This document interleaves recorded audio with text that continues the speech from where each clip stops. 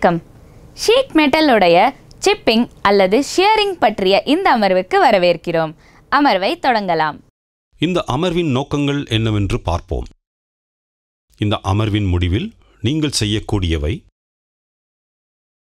உடன் மேலட்டை பயன்படுத்தி ஒரு ஷீட்டை ஃப்ளாட் ஆக்கவும், பல்வேறு வகையான ஜாமெட்ரிக்கல் வடிவங்களை மார்க் செய்யவும், ஃப்ளாட் சிசல் மூலம் வெவ்வேறு ஜாமெட்ரிக்கல் ஷேப்ஸை சிப் செய்யவும். இந்த பயிற்சிக்கு தேவையான டூல்ஸ்கள்: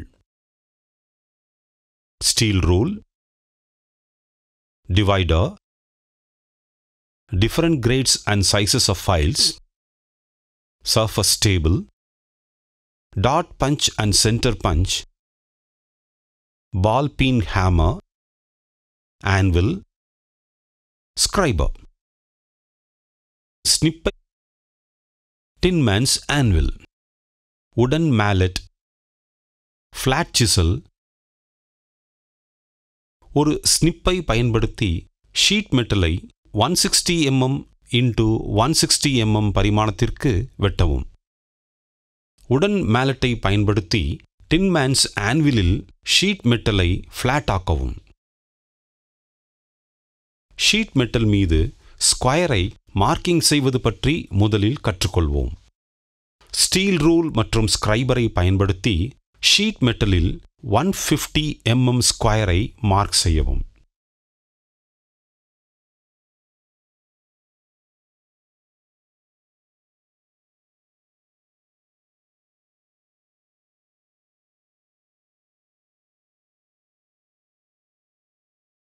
$150 mm ஸ்கொயரை பெற ஸ்னிப்பை பயன்படுத்தி ஷீட் மெட்டலை வெட்டவும்.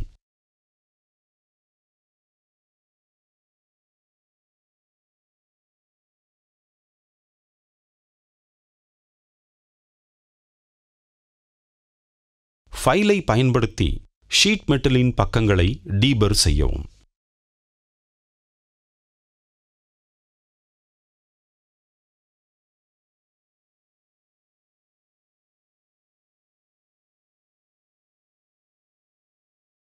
வரைபடத்தின்படி ஸ்டீல் ரூல் மற்றும் ஸ்கிரைபரை பயன்படுத்தி சென்டர் ஓவை தீர்மானிக்க ஸ்கொயரின் விளிம்புகளுக்கு பெர்பெண்டிகுலராக சென்டர் கோடுகளை மார்க் செய்யவும்.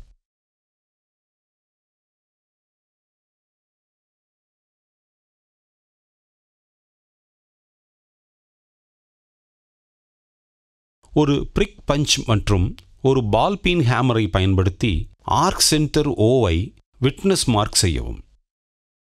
ஷீட் மெட்டலில் ஒரு வட்டத்தை மார்க்கிங் செய்வது பற்றி இப்போது கற்றுக்கொள்வோம். ஸ்டீல் ரூலை பயன்படுத்தி டிவைடரை 60 mm நீளத்திற்கு அமைக்கவும். வரைபடத்தின்படி ஓ சென்டரை பயன்படுத்தி 60 mm ரேடியஸ் கொண்ட வட்டத்தை மார்க் செய்யவும்.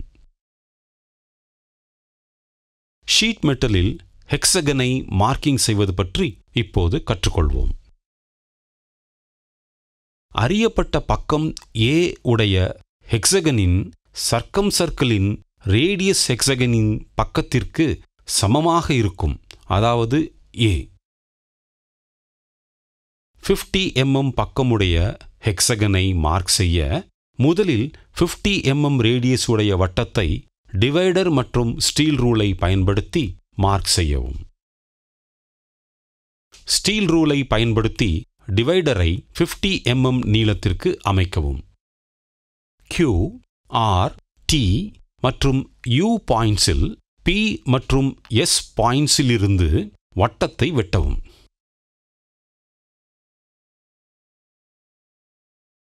ஸ்டீல் ரூல் மற்றும் ஸ்கிரைபரை பயன்படுத்தி 50 mm பக்கம் உடைய ஹெக்ஸகனை மார்க் செய்ய P, Q, R, S, T மற்றும் U ஆகிய பாயிண்ட்ஸை இணைக்கவும்.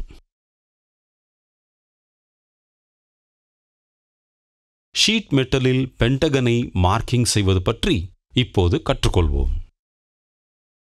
இதற்கு முதலில் ஒரு ரெகுலர் பென்டகனின் சர்க்கம் சர்க்கிளின் ரேடியஸை தீர்மானிப்போம். ஒரு பாலிகனின் இரண்டு டயகனலுக்கு இடையே உள்ள internal angle theta is equal to 360 divided by n என கொடுக்கப்பட்டுள்ளது. இதில் n என்பது பக்கங்களின் எண்ணிக்கையாகும். ஒரு பென்டகனுக்கு பக்கங்களின் எண்ணிக்கை 5 ஆகும். எனவே இரண்டு டயகனலுக்கு இடையே உள்ள internal angle theta is equal to 360 divided by n, that is equal to 360 divided by 5, that is equal to 72 degrees என கொடுக்கப்பட்டுள்ளது. 72 degrees வளைவு கொண்ட ஆங்கிள் மற்றும் பென்டகனின் பக்கத்தை அடிப்பகுதியாக கொண்டு உருவாக்கப்பட்ட ட்ரையாங்கிள்களில் ஒன்றை கவனிக்கவும்.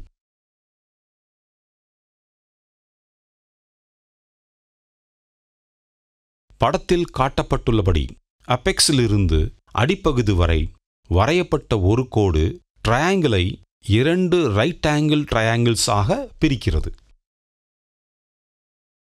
ஒரு ரைட் ஆங்கிள்டு ட்ரையாங்கிளில் ஆங்கிளின் சைன் என்பது ஆப்போசிட் சைடின் கீழ் ஹைபாட்டினியூஸ் என்ற ரேஷியோவாக கொடுக்கப்படுகிறது என்பது நமக்கு தெரியும். sin theta is equal to opposite side divided by hypotenuse. Sin theta by 2 is equal to a divided by 2 divided by r.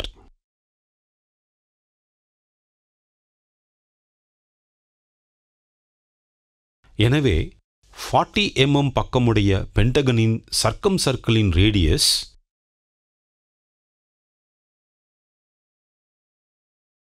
r is equal to a divided by 2 into sin theta by 2.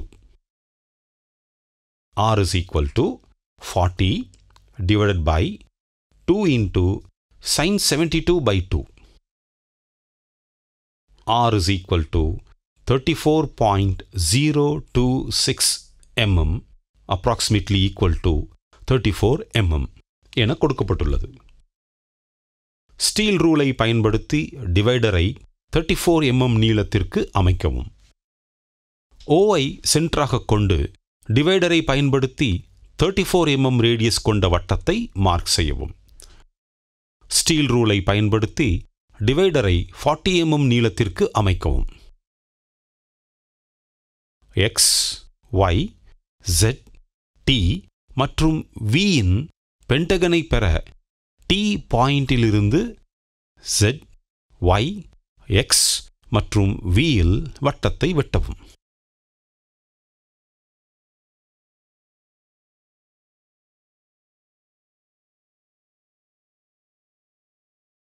Steel rule மற்றும் ஸ்கிரைபரை பயன்படுத்தி 40 mm பக்கமுடைய பென்டகனை mark செய்ய t, z, y, x மற்றும் v பாயிண்ட்ஸை இணைக்கவும்.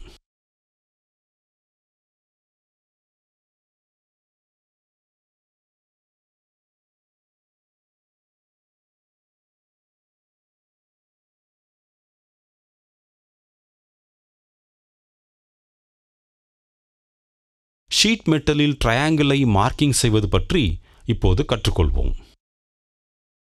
இதற்கு முதலில் ஒரு ஈக்விலேட்ரல் ட்ரையாங்கிளின் சர்க்கம் சர்க்கிளின் ரேடியஸை தீர்மானிப்போம். ஒரு ட்ரையாங்கிளுக்கு பக்கங்களின் எண்ணிக்கை 3 ஆகும்.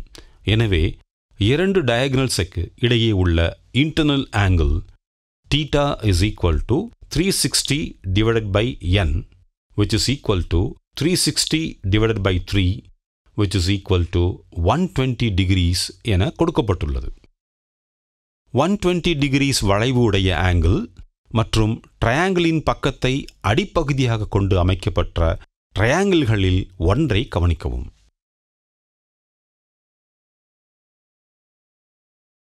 படத்தில் காட்டப்பட்டுள்ளபடி அபெக்ஸிலிருந்து அடிப்பகுதி வரை வரையப்பட்ட ஒரு கோடு ட்ரையாங்கிளை 2 ரைட் ஆங்கிள் ட்ரையாங்கிள்ஸ் ஆக பிரிக்கிறது. ஒரு ரைட் ஆங்கிள்டு ட்ரையாங்கிளில் ஆங்கிளின் சைன் என்பது ஆப்போசிட் சைடின் கீழ் ஹைபாட்டினியூஸ் என்ற ரேஷியோவாக கொடுக்கப்படுகிறது என்பது நமக்கு தெரியும். sin theta is equal to opposite side divided by hypotenuse. sin theta by 2 is equal to a divided by 2 divided by r. எனவே ட்ரையாங்கிளின் 30 mm சர்க்கம்சர்க்கிளின் radius r is equal to a divided by 2 into sin theta by 2. r is equal to 30 divided by 2 into sin 120 degrees by 2.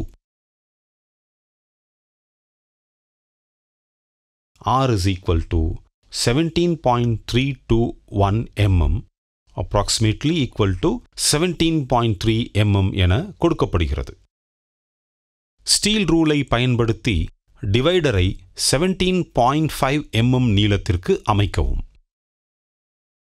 O என்பதை சென்டராக வைத்து டிவைடரை பயன்படுத்தி 17.5 mm radius கொண்ட சர்க்கிளை mark செய்யவும்.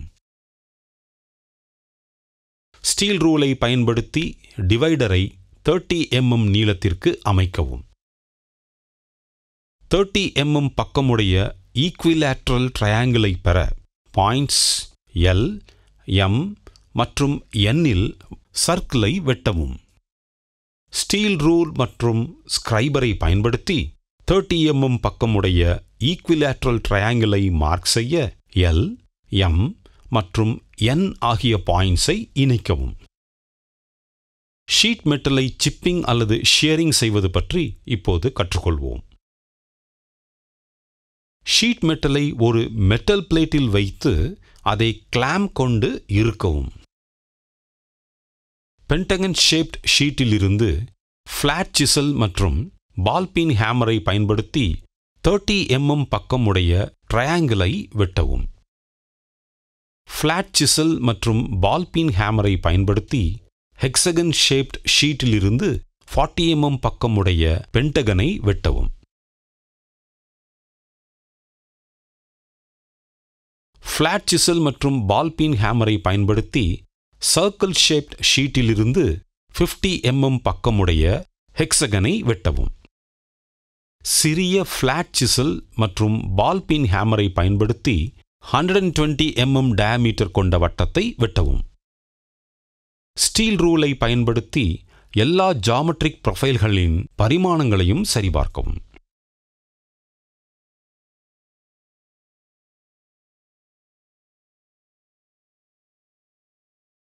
Recap செய்கையில் நாம் கற்றுக்கொண்டது என்னவென்றால், உடன் மேலட்டை பயன்படுத்தி ஒரு ஷீட்டை ஃபிளாட் ஆக்கவும்,